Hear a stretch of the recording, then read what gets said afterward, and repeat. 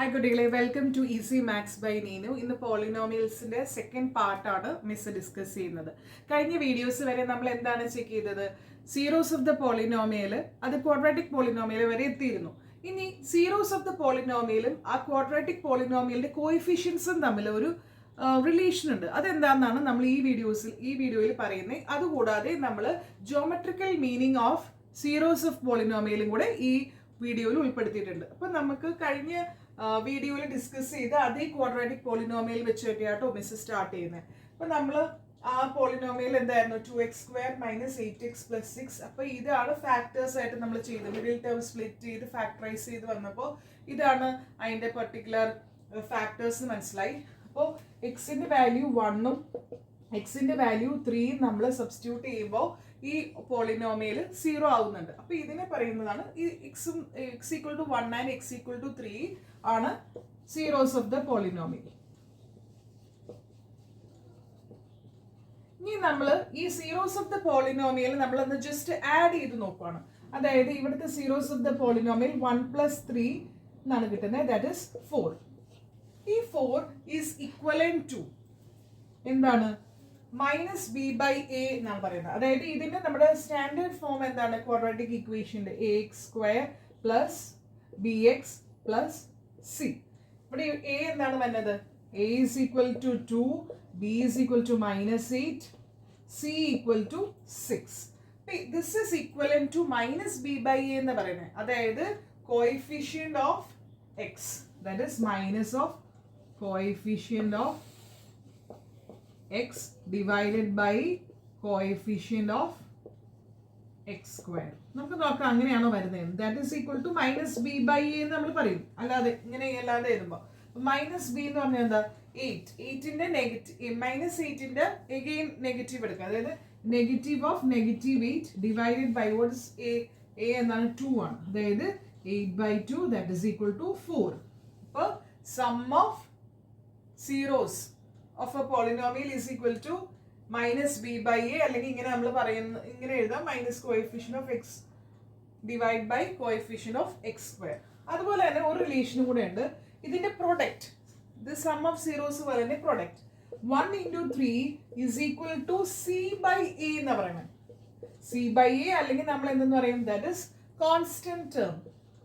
Constant term divided by coefficient of x². What is constant term? ഇവിടുത്തെ constant term 6 ആണ്. 6 divided by a എന്താണ്? 2 ആണ്. 3 ആണ്. Okay, 1 × 3 ആയ 3ക്ക് ഈക്വലന്റ് ആണ്. അപ്പൊ എന്താണ്? സീറോസ് ഓഫ് ദ പോളിനോമിയൽസ് നമ്മൾ ആഡ് ചെയ്യുമ്പോൾ that is equal to -b/a and zeros of the polynomial and product എടുക്കുകയാണെങ്കിൽ ദാറ്റ് ഈസ് c/a. ഓക്കെ, ഇത് വെരി ഇമ്പോർട്ടൻ്റ് ആണ് ഈ ചാപ്റ്ററിനെ സംബന്ധിച്ച്. ഇത് എപ്പോഴും ചോദിക്കുന്ന ഒരു ക്വസ്റ്റ്യൻ ആട്ടോ ഈ part. Geometrical meaning of zeros of the polynomial. അതായത് നമ്മൾ ഗ്രാഫിക്കലി നമ്മൾ പോളിനോമിയൽ റെപ്രസെന്റ് ചെയ്യുവാണെങ്കിൽ എന്താണ് അത് സീറോസ് ഓഫ് ദ പോളിനോമിയലുമായിട്ട് റിലേറ്റ് ചെയ്യാൻ പറ്റുന്നതെന്ന് നമുക്ക് നോക്കാം. ഇപ്പോൾ ഫോർ എക്സാമ്പിൾ നമ്മൾ ഒരു ലീനിയർ പോളിനോമിയൽ എടുക്കാം. ഇപ്പോൾ ലീനിയർ പോളിനോമിയൽ 2x + 3 എന്ന് എടുക്കാം. അപ്പോൾ അതിനെ എങ്ങനെയാണ് നമ്മൾ ഗ്രാഫിക്കലി റെപ്രസെന്റ് ചെയ്യുന്നത്? ഇത് y ആയിട്ടോ അങ്ങനെ എന്തെങ്കിലും നമുക്ക് ഇക്വേറ്റ് ചെയ്യാം. നമ്മൾ XY ആക്സിസിലാണല്ലോ വരയ്ക്കുന്നത്. അപ്പോൾ നമ്മൾ എക്സിന് നമ്മൾ യൂഷ്വലി എങ്ങനെയാണ് ഗ്രാഫ് വരയ്ക്കണേ? ഞാൻ ലീനിയർ പോളിനോമിയലിന്റെ കാണിച്ചു തരാം. ഇപ്പോൾ ഗ്രാഫ് വരയ്ക്കുമ്പോൾ നമ്മൾ എക്സിന് എന്തെങ്കിലും വാല്യൂ ഇട്ട് കൊടുക്കുകയാണെങ്കിൽ that is related to y അല്ലെ. ഇപ്പോൾ എക്സിന് സപ്പോസ് ഞാൻ എക്സിന് 0 ഇട്ട് കൊടുത്താൽ y ഷുഡ് ബി 3 അല്ലെ. എക്സിന് 1 ഇട്ട് കൊടുക്കുകയാണെങ്കിൽ y ഷുഡ് ബി 5. അറിയാലോ, മനസ്സിലായല്ലോ അല്ലേ?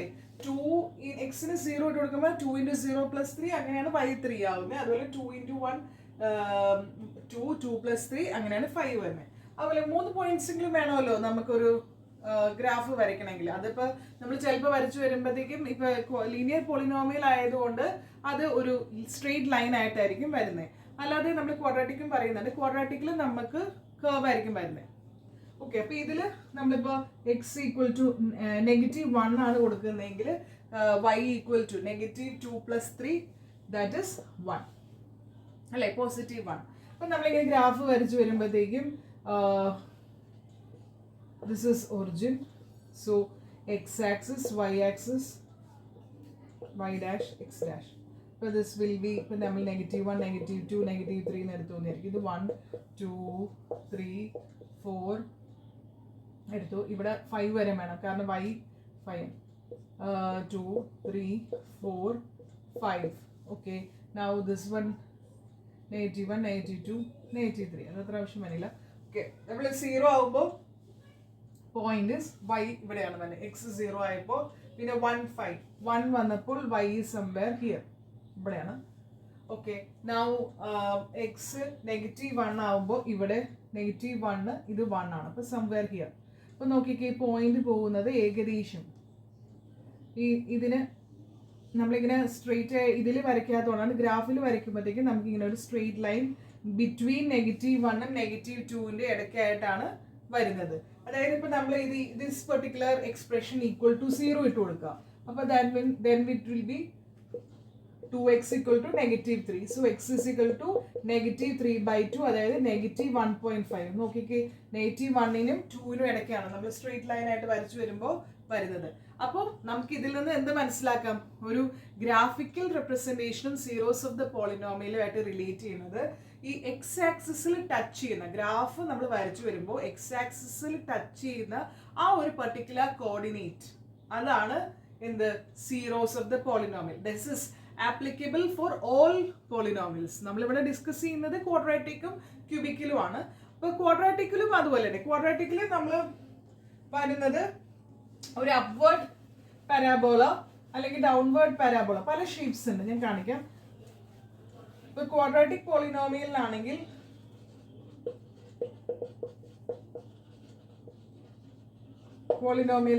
ചിലപ്പോൾ ഗ്രാഫ് വരച്ചു വരുമ്പോൾ ഇങ്ങനെയൊക്കെ ഒരു ഗ്രാഫ് വരാം.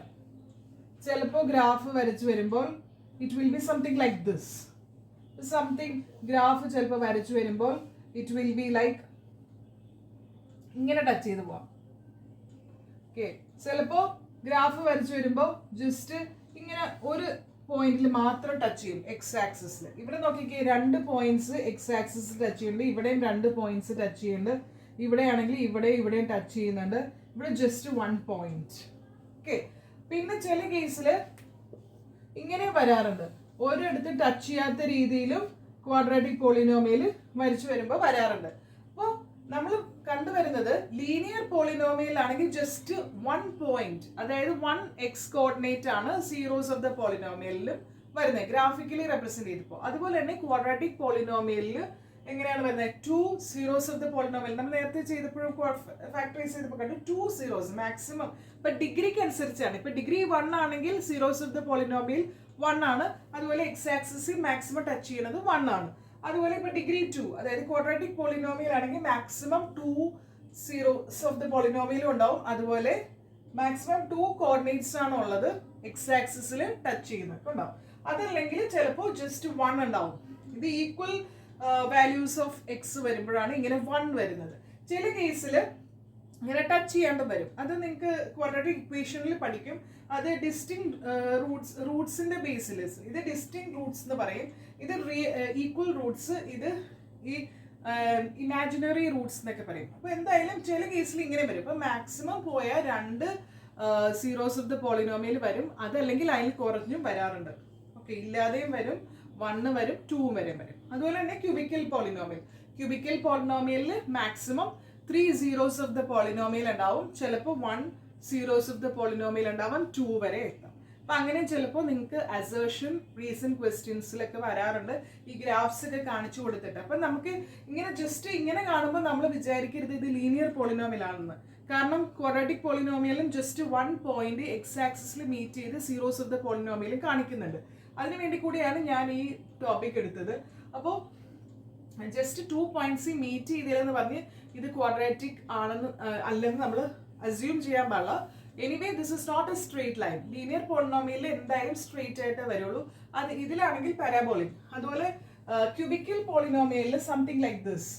ഇപ്പൊ ഇങ്ങനെയൊക്കെ വരും, 3 പോയിന്റ്സിൽ ടച്ച് ചെയ്യുന്ന രീതിയിൽ, അല്ലെങ്കിൽ കുറച്ചും കൂടെയൊക്കെ വ്യത്യാസമായിട്ട്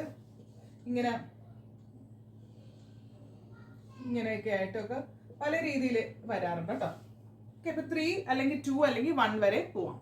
ഓക്കെ, അപ്പോൾ that's all for this topic. അപ്പോൾ ഈ ഒരു ടോപ്പിക്കിൽ പോളിനോമിയൽ എന്നുള്ള ചാപ്റ്ററിൽ ഇൻട്രൊഡക്ഷൻ ഇവിടെ കംപ്ലീറ്റ് ആവുകയാണ്. ഇനി വരുന്ന വീഡിയോസിൽ നമ്മൾ പ്രോബ്ലംസ് ഡിസ്കസ് ചെയ്യുന്നതായിരിക്കും. Okay, thank you.